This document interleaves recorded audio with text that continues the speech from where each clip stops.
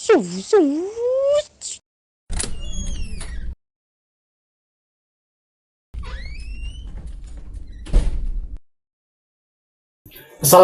warahmatullahi wabarakatuh.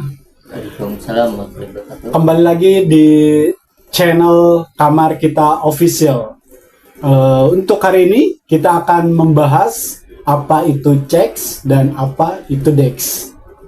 Seperti yang kita sampaikan di minggu lalu, kita ngebahas tentang Web3 dan DeFi. Nah, kali ini ada hubungan dari yang kemarin ya. Hari ini kita membahas tentang apa itu check, apa itu DEX. Nah, mungkin dalam 30 menit atau lebih kita akan menemani berbincang tentang check atau DEX. Nah, menurut lu gimana? Ya, untuk ke situ, untuk kan kemarin kita udah ngebahas masalah Web3 dan DeFi ya. Kan dari kemarin-kemarin channel kita tuh video-videonya sekarang urutan-urutan ya tentang investasi di kripto atau di koin ini ya kan. Kita menjelaskan dari awal-awal ini kemarin di Web3, terus ke DeFi, sekarang lanjutan kita ke check dan DEX ya kan. Untuk orang awam seperti gua nih ya kan, checks dan DEX itu kan nggak tahu ya kan.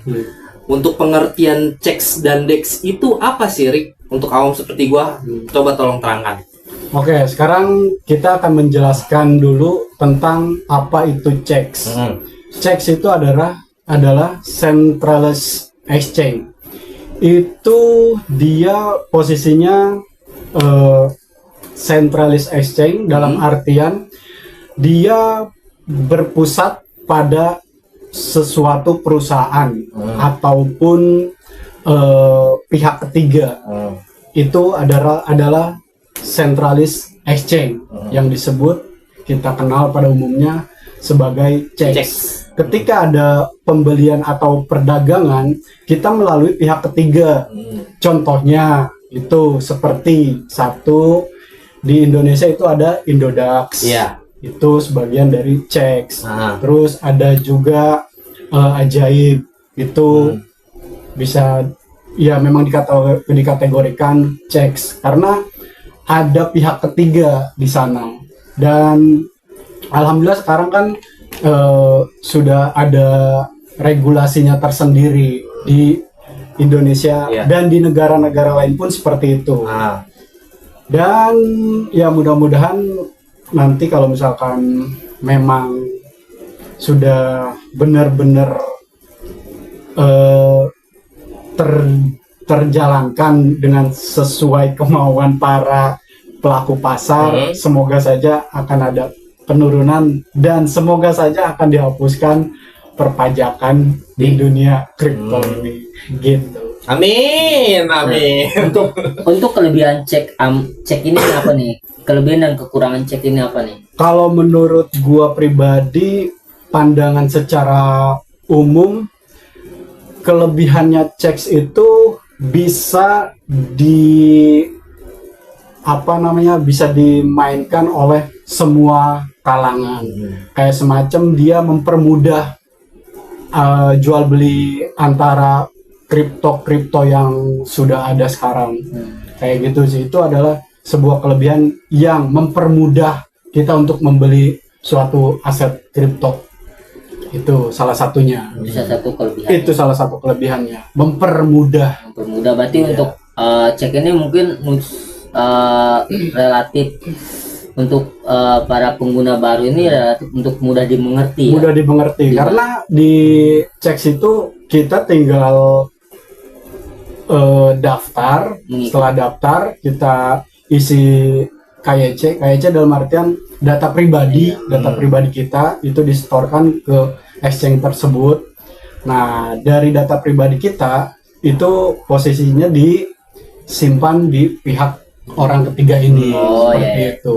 Jadi segala sesuatu, entah itu nantinya si exchange ini kena hack ataupun apa, 100% uangnya dikembalikan. Tapi dalam bentuk posisinya ya tergantung si pelaku ini nih, dia sudah membeli koin tersebut apa belum. Kalau misalkan belum ya tetap secara rupiah. Berarti secara nggak langsung kelemahan si cek ini ya hacker-hackerin dong. Iya, itu satu kelemahan. Ya. Berarti kalau misalkan tidak ada penanggung jawab dari pihak ketiga katakanlah yang punya exchange ini, berarti kemudian ya liau semua Iya, hilang. likuidasi. Tapi alhamdulillahnya sekarang itu sudah dinaungi oleh Bapepti dan nanti akan diserah terimakan kemana? Gak tahu gua kemana Nah, tuh. Lah, lu nanya gua. Gua nggak tahu tuh arahnya kemana ya kan. Gua nanya lu. Ke pihak-pihak yang berwenang. Iya. nah, Kayak pemerintah gitu. iya. Dia regulasinya bisa diatur dengan pemerintah atau enggak? Kayak peraturan-peraturan pemerintah, entah perpajakannya atau apa. Ya Kayak sekarang udah berjalan. Di Bapepti itu ya. Iya, sekarang udah berjalan karena kan sudah pemerintah ini sudah kata kasarnya sudah merangkul lah gitu, sudah merangkul. Jadi udah otomatis setiap transaksi ataupun jual beli itu kena pajak. Berarti menurut gua kayak regulasi pun suatu kelemahan juga dong. Ya, kalau misalkan kita ngomongin regulasi adalah sebuah kelemahan, kalau secara pribadi memang Ya karena dia harus tunduk dengan peraturan. iya dengan peraturan undang-undang yang Iya. ada. Tapi kalau misalkan kita ngomongin secara umum, itu adalah sesuatu yang menguntungkan karena posisinya ketika ada hacker ataupun lain-lain itu uang kita dijamin 100%. Oh, iya. Itu kalau kita ngomongin pandangan secara umum ya, Iya, iya. secara umum gitu. Tapi kalau secara pribadi ya udah otomatis ya memang merugikan juga karena posisinya kan setiap transaksi juga nanti akan ada potongan pajak segala macam. Ya kembali lagi ya itu seperti ekosistem aja, ada yang saling menguntungkan satu sama lain seperti itu sih. Berarti ibaratnya nggak bisa dipungkiri regulasi itu bukan suatu kelemahan ya. Bisa diambil sudut pandang yang berbeda. Sudut pandang yang berbeda. Bisa jadi kelebihan juga, keuntungan juga untuk kita yang mau investasi lewat cek ya. Iya. Kayak gitu. Karena posisinya gini, ketika suatu negara sudah mulai merangkul, itu akan ada penambahan market cap tersendiri. Misalkan, kalau misalkan kita hanya berpatokan untuk misalkan posisinya sebuah negara tidak melek dalam hal ini, itu ya kita ngikutin secara pribadi, tapi kerugiannya itu udah pasti gede juga. Maksudnya bukan kerugian sih, minusnya lah gitu. Tapi ketika suatu negara sudah mulai melek, ya itu kita bisa dirangkul oleh negara tersebut. Tapi kembali lagi, regulasi di negara tersebut itu memang benar-benar berpihak pada si pelaku atau tidak. Kan ya bukan ngomongin negatifnya ya, karena ya negara juga pasti ada ingin timbal baliknya juga kan. Pasti ada pengen keuntungannya lah. Iya. Kayak contohnya kemarin Apple invest, ya kan. Tuh. Ya, jangan receh lah ke kita, ya kan. Gitu. Tapi mengenai likuidasinya gimana nih? Dicek ini gimana? Terbilang tinggi atau enggak untuk likuidasi? Misalkan nggak mungkin dong kita investasi selalu profit kan. Tergantung di aset kripto yang kita beli sih. Sekarang tuh kalau kalian lihat ya, di CEX itu sudah banyak mengambil atau mempromosikan suatu meme coin. Coba yang kemarin hits banget itu Peanut sama Moding. Oh iya, Moding tuh. Itu sekarang udah ada loh. Udah ada loh Moding di kalau nggak salah di Indodax sudah ada Moding. Moding udah ada. Udah ada. Kalau nggak salah udah ada itu. Terus kalau di Bitkit kayaknya Moding sama Peanut udah ada tuh. Udah ada. Lagi hype-hype-nya tuh Lagi kemarin. hype-hype-nya sih. Gila banget itu. Makanya di situ Iya udah ada nih. udah ada dia. Tapi ini kenaikannya gila-gila sih. Kenaikannya gila-gilaan. Nah itu sekarang di CEX lebih kepada apa ya? Ya kita harus berhati-hati juga karena kita tidak menyalahkan suatu exchange juga ya. Karena meme coin itu kebanyakan tidak ada projectnya. Iya. Dan Modeng pun waktu ngehits itu kalau nggak salah gara-gara Vitalik atau siapa gitu memberikan dana kepada si koin tersebut. Makanya ngehit semua. Berarti tidak disarankan ya untuk pemula main meme coin. Meme coin itu tidak disarankan untuk pemula. Kalau misalkan untuk pemula, fokus aja di spot kayak kalian beli Bitcoin ataupun tertentu yang ada Solana. fundamentalnya mungkin. Iya, yang ada fundamentalnya. Yang sudah jelas. Yang sudah jelas. Ah, Dan yang sudah memang terlihat ada projectnya seperti itu. Nah, setelah kita cek nih, DEX itu apa nih? Oke, kita kembali lagi Dan setelah cek Cek dan adalah DEX. DEX. DEX itu singkatan dari Decentralized Exchange. Itu tidak berpusat pada suatu perusahaan ataupun tidak berpusat pada orang ketiga, tapi antar satu pelaku dengan pelaku yang lainnya. Jadi tidak ada perantara sama sekali. Itu yang disebut dengan DEX. DEX. Dan di DEX itu kebanyakan kalau kita secara logika gini, kalau DEX itu adalah dompet digital kita. Itu. Jadi kita yang megang langsung. Wallet Ya, itu. wallet itu adalah dompet digital kita. Sedangkan checks itu adalah exchange yang toko jual beli. Tapi kalau DEX itu posisinya dompet yang milik kita sendiri, kita yang megang. Ketika kita mau beli sesuatu, ya langsung dari dompet kita. Oh, dia kayak Bitget biasa sama Bitget wallet. Nah, itu dia kan ada Bitget Ada Bitget, sama ada ada Bitget wallet. Bitget wallet.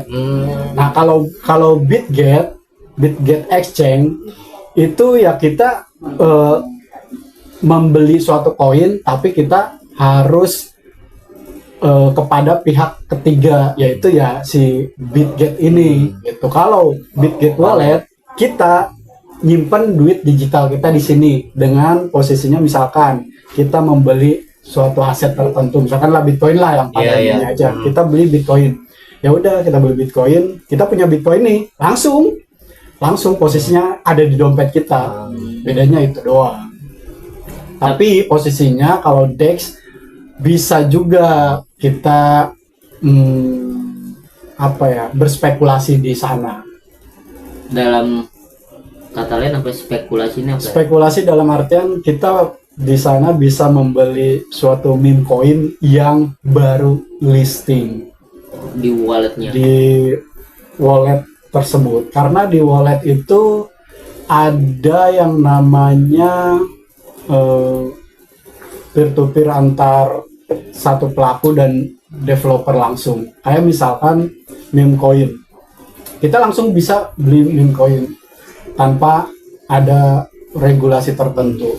Karena kalau misalkan di exchange itu hanya meme coin yang sudah terverifikasi aja. Kalau misalkan di DEX itu tidak. Jadi kalau misalkan di DEX sekalinya uang kita misalkan beli meme coin ini, ya cacing-cacing naga-naga. Gitu. Berarti apa bedanya kayak misalkan lu main meme coin, katakan lu kan main di DEX, di Phantom ini, sedangkan lu kan kayak lu main di Phantom nih.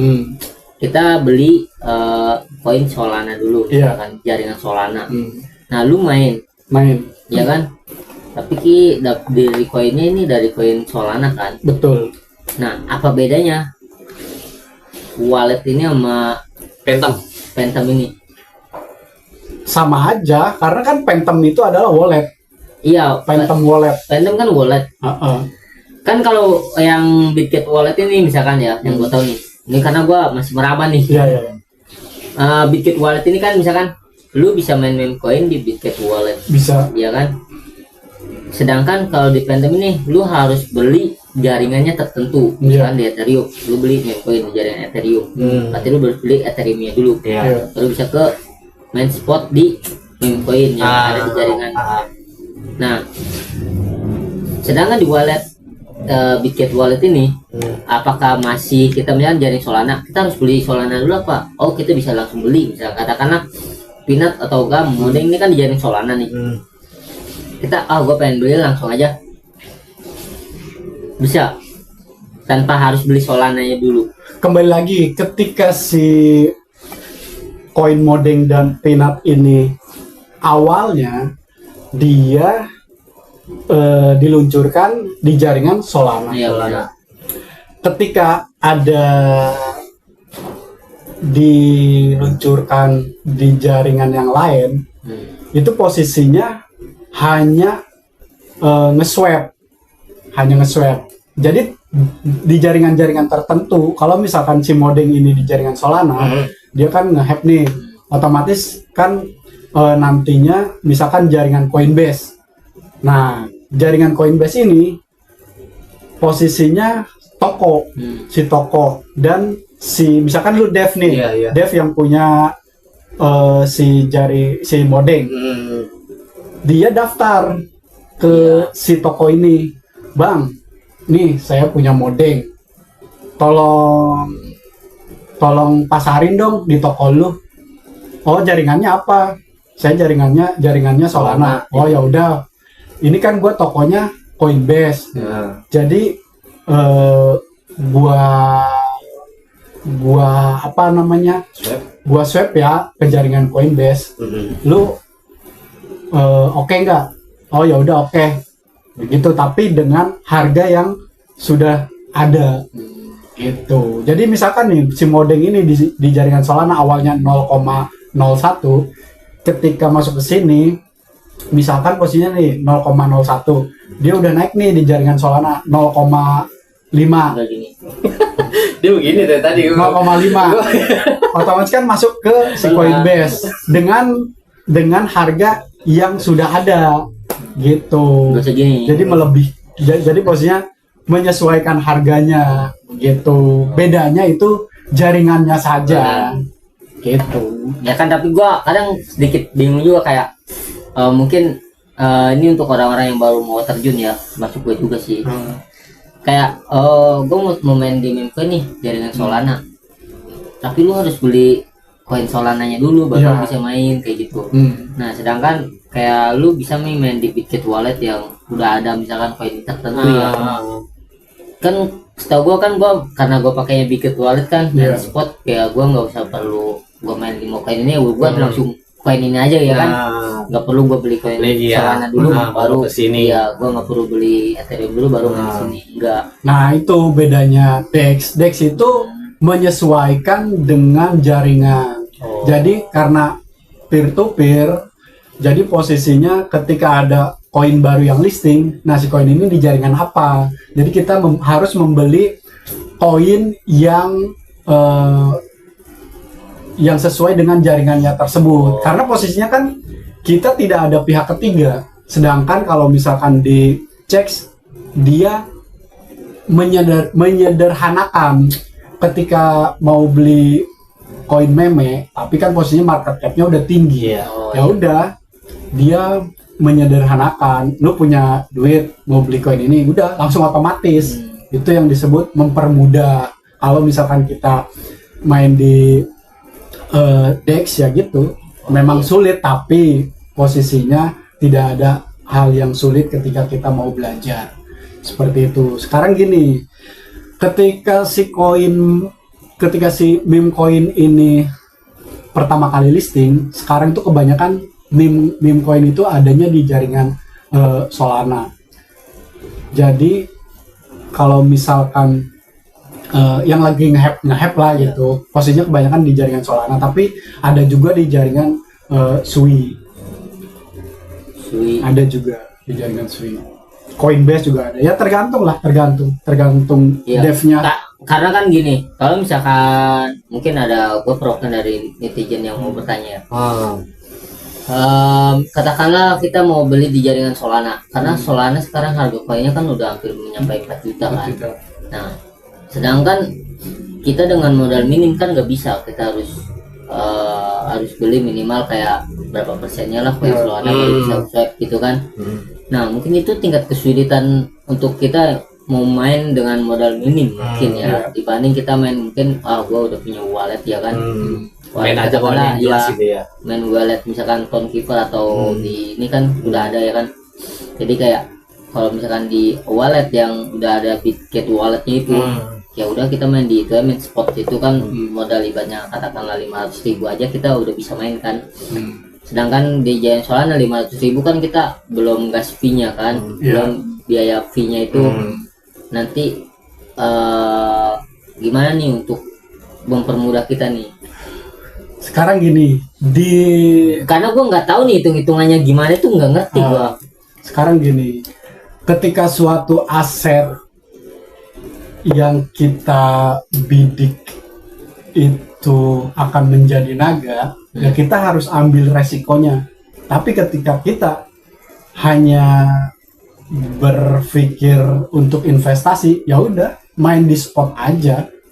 Jadi kembali lagi, di dunia ini tidak ada sesuatu yang tidak harus dikorbankan. Pasti ada yang harus dikorbankan. Berarti secara nggak langsung kalau misalkan lu mau main di jaringan tertentu ya, lu harus dengan modal tertentu juga. Iya. Kata-katain kayak gitu kan. Kembali lagi ke mental lu seperti apa? Mental sudah ada, modalnya belum ada. Berarti ini gue mau nanya nih untuk orang awam ya.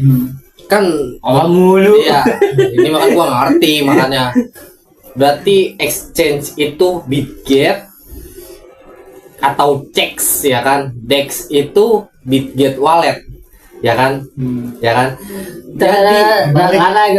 Lagi. CEX itu exchange Bitget ya kan? DEX itu Bitget wallet ya kan? Bener gak ya? Bener gak? Menurut gua kalau dari pengertian lu bener nggak nih omongan gua? Ngapain sih gua download exchange Bitget kalau udah ada Bitget wallet, dia mending gua main di Bitget wallet, itu bisa nggak? Ya bisa. Kayak main spot segala yang macem. Bisa. Itu bisa. Bisa. Jadi untuk apa ada DEX, ada CEX ini? Nah, jadi gini. Kadang manusia itu punya rasa keraguan. Kadang manusia itu punya rasa keraguan. Jadi posisinya ketika lu ragu di suatu exchange dan lu perlu untuk gue pengen megang koin gue sendiri, lu pindahin dari exchange Bitget ke CEX wallet Bitget wallet seperti itu. Jadi lu yang megang kendali penuh, lu megang frasenya, lu megang kuncinya. Jadi ketika di si exchange wallet ini kena hack, ya lu selalu aja nyantai. Koin gua nggak ditaruh di sana, koin gua ditaruh di wallet. Berarti lebih safe di wallet dong dibandingkan di exchange. Iya. Iya betul. Berarti bener dong dugaan gua. Ngapain gua main di exchange, mendingan gua udah di DEX aja, di wallet aja dong. Iya. Karena menurut gua 11-12 lah CEX sama DEX inilah yang tadi lu jelaskan. DEX CEX yang itu si exchange, DEX-nya itu si wallet. Kan sekarang juga walletnya ini kan sama ya, menurut gua fitur-fiturnya sama banget kayak exchange ya. Menurut gua deh kemarin ngapain lo gua download penuh-penuhin HP gua aja, ya udah mendingan gua di DEX, ada bener nggak?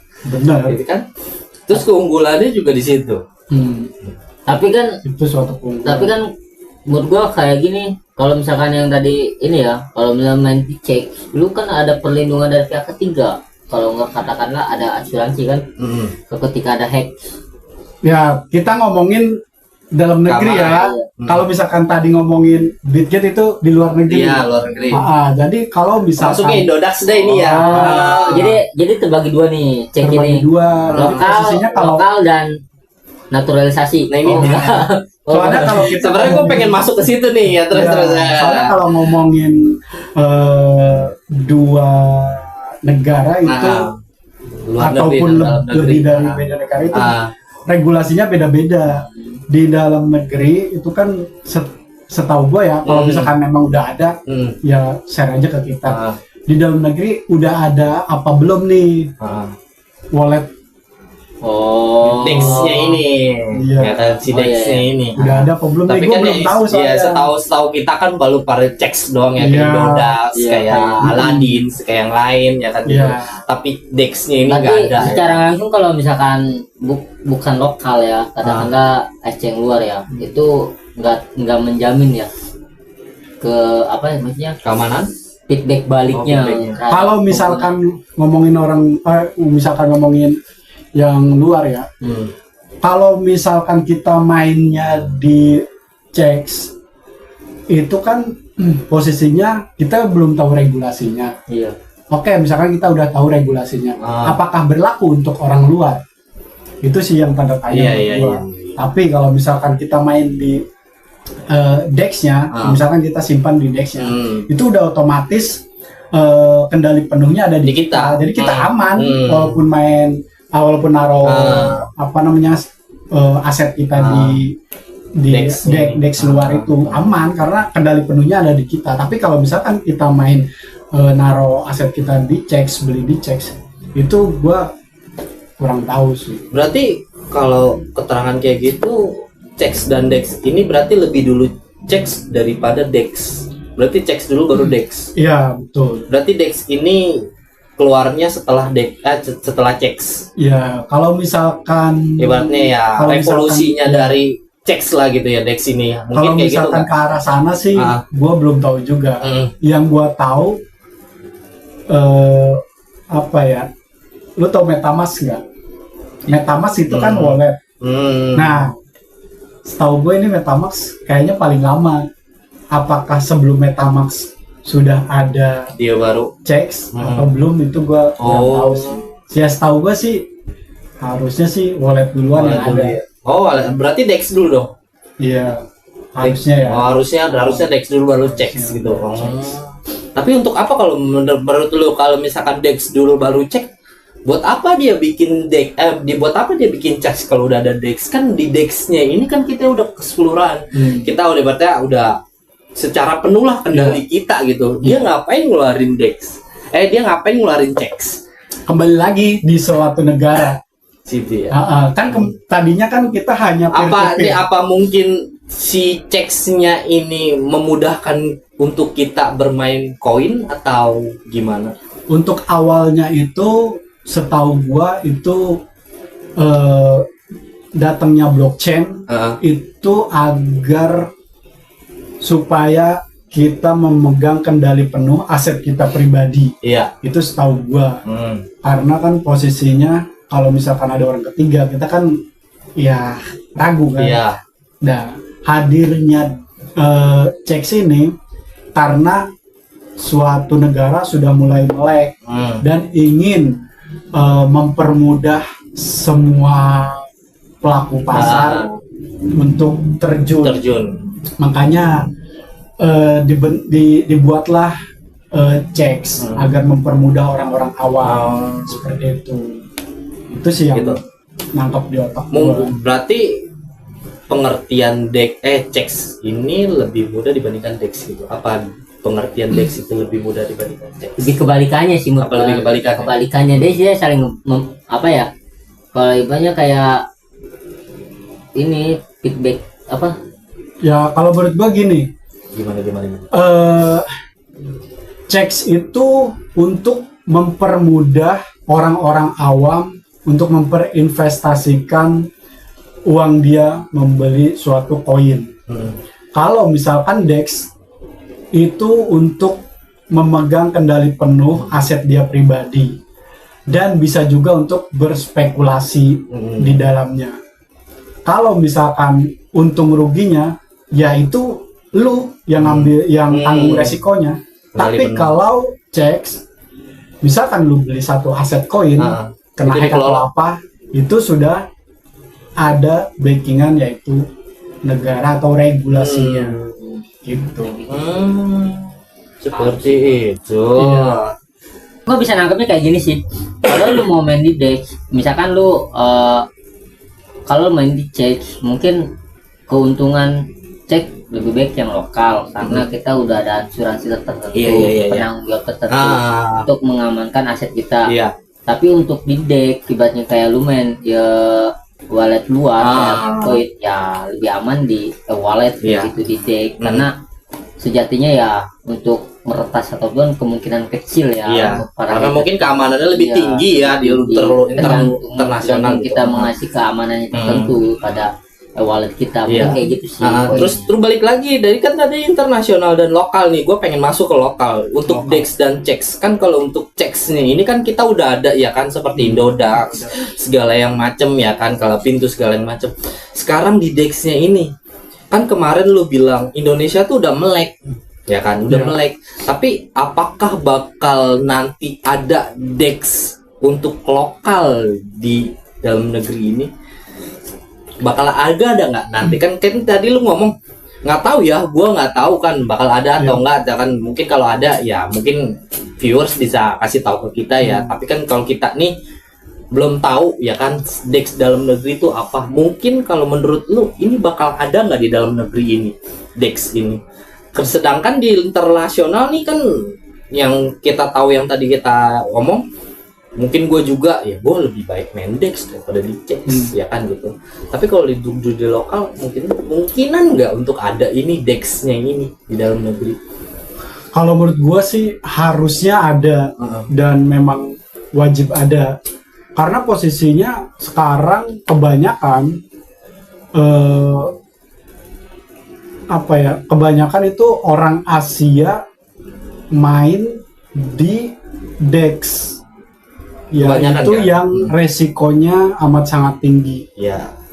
Harusnya sih pemerintah hadir di sana, karena kalau misalkan kita ngomongin seperti itu kan sama aja 11-12 dengan slot.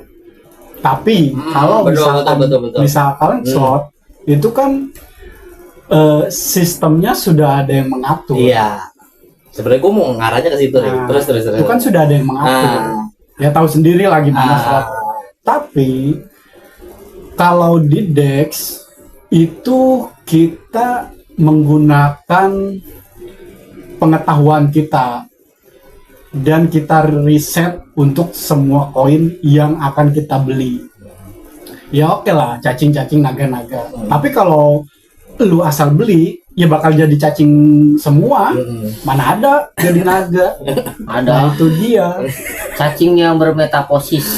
Jadi Makanya gue Jadi bilang jangan pinjol yang di apa namanya, yang digaung-gaungkan, yang di ya ini hanya oknum ya, yang dirangkul. Janganlah. berarti untuk masalah lokal ini masih DEX-nya ini masih tanda tanya ya, karena ya yang tadi lu bilang mungkin kalau misalkan judul itu ya kan udah ada yang ngatur gitu kan. Kalau kita sendiri yang ngatur kan ibaratnya kebebasan lah, ibaratnya kebebasan di DEX inilah kebebasan. Kalau misalkan masuk ke lokal, apa kebebasannya ini bakal dikekang apa tidak gitu, maksud gue mah gitu kan. Kalau misalkan judul ini kan masuk ke lokal itu kan dikekang, lu apaan, lu judi, lu dari ngatur kan. Kalau ini kan kita sendiri yang ngatur kan gitu, Rick. Gimana, Rick? Kalau untuk lokal menurut lu ini bakalan gimana untuk pemerintahnya nanti ke depan? Menurut gue sih bakal, kalau misalkan ada kalau misalkan ada itu bakal ada regulasinya tersendiri dari pemerintah ya mungkin. Karena kan kita kembali lagi, kita ini kayak Gaspi mungkin gitu ya. Iya, pertama itu kita pajak-pajaknya. kita ini kan negara Muslim paling banyak kalau nggak salah populasinya. Iya. Nah, di situ bakalan jadi mungkin pertentangan pro kontranya. Itu aja sih, gue nggak bisa ngomongin panjang lebar karena kalau ngomongin ini nih Karena ini kembali lagi ke sesuatu yang mungkin baru kita prediksi aja ya. Ini kan pertanyaan orang awam, minimal pengen tahu dong. Jadi nggak mungkin sih, karena suatu perusahaan untuk menciptakan sesuatu itu ya butuh aturan tertentu yang ada berlaku di dalam negeri gitu poinnya. Mungkin kedepannya mungkin ada tapi nggak tahu karena sistemnya ini kan dia nggak tahu sistemnya harus kayak gimana, caranya kayak gimana, mungkin kayak gitu sih. itu sih. Karena kebebasan di kita dan di luar negeri kan beda kayak gitu. Mungkin kaidahnya ya apa sih apa dalam negeri itu mungkin itunya yang beda itu. Makanya gue nggak bisa berani ngomong panjang lebar karena ya kembali lagi iya seperti itu. Tapi gue udah amat sangat bersyukur kalau di dalam negeri ini sudah melek sama Bitcoin ya, terutama ya Bitcoin. Karena banyak juga ulama-ulama bilang kalau Bitcoin ini ya benar adanya investasi masa depan. Kalau ngomongin halal enggaknya kan Itu tergantung sudut pandang si para ulama ini. Biasanya kan Karena orang Indonesia kayak ada gitu. sebagian ulama mengklaim bahwa Bitcoin itu Haram. halal. Halal. Dan Ada ada ya, juga gitu, ada. sebagian ulama yang mengklaim bahwa Bitcoin itu haram. Gitu. Kok gue sih kan kita Tapi kan kadang juga ada sih kayak ketika kita mengetahui sesuatu yang emang benar-benar kita mengetahui di bidang itu bisa menjadikan kita halal kayak gitu kan. Karena kita tahu fundamentalnya, pokoknya tentang background dari satu apapun itu. iya. Kayak Perusahaannya gitu, ini iya. gitu. Terkecuali judi online, Nah. ya kan kayak gitu yang berbentuk judi kayak gitu. Sedangkan misalkan Bitcoin karena emang ada perusahaannya, ibaratnya nyatanya ada, ya mungkin kemungkinan halal gitu. Kembali lagi, gue inget kata-kata Prof. Prof kemana? Prof Kakak. Oh, Prof Kakak. Soalnya banyak dosen Prof gue aja. Kakak pernah bilang gini, ketika kamu yakin bahwa itu memberikan banyak manfaatnya ketimbang mudorotnya atau kerugiannya, kamu ambil yang banyak manfaatnya ini. Seperti itu. Sederhana tapi bermakna. Oke, jadi cuan. Cuan. Mungkin untuk penutup Iya. podcast malam ini, mungkin ada pesan terakhir nih untuk para pemain mengenai cek dan dex, baru kita penutup. Kalau buat gua mendek saja lah.